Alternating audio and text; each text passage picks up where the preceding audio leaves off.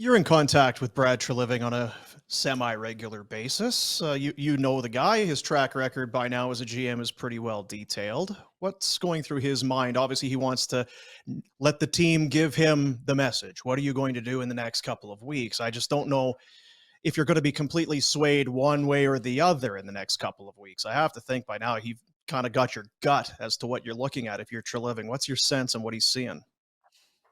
Yeah, I would describe the Calgary Flames much in the same boat as the Minnesota Wild, although different stages.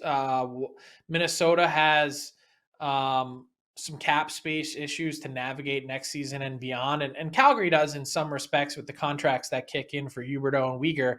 But I would call them both cautious buyers.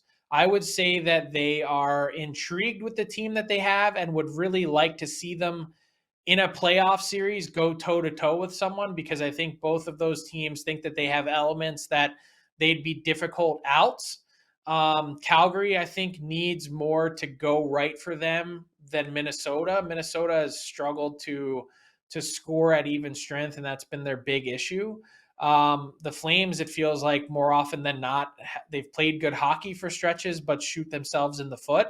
And so, yeah, are they looking for direction over these next 16 days? Of course. I don't think they're going to get an answer. I think what you see for the first, I don't know, 100 and some days of the season and what you've seen or what you will see in these next 16 probably isn't going to be all that different. And they're not going to, I don't envision either one being enormous spenders, but I think that they're looking for ways to improve their teams based on the limited assets that they do have, cap space and or picks and prospects, to try and make it work without going overboard. Rhett, do you have any pushback on any of those feels? Because that's Frank sees this team a lot differently than you do at this juncture.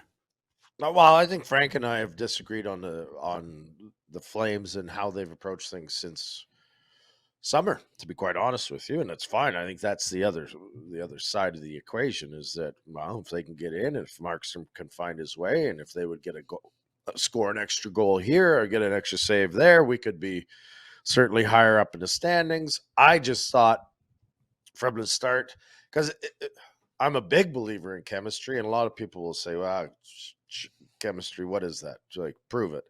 But I don't think they have any chemistry. I think they're frustrated. I think they got guys that aren't happy. And I don't think that's an easy thing to overcome. I don't think that's a light switch that you can go and flip. I don't think a trade makes any sense. I think get rid of assets. You've built this team. It's supposed to be what it's going to be. Pinder's talked about bringing in a guy like Shen to add some depth to the defense. And I'm like, why the hell would you give up any assets? I think they're very similar to Nashville, where even if they manage to get in, and I think that's a long shot, I don't know that they're going to be. I think they're finishing in a wild card position, and I don't think they're going to beat a team in the first round. So, prove me wrong, but that's my stance would be, hey, if there's people calling and they want my players, I'm open for business. I'm not looking to add. I'm open for business the other way.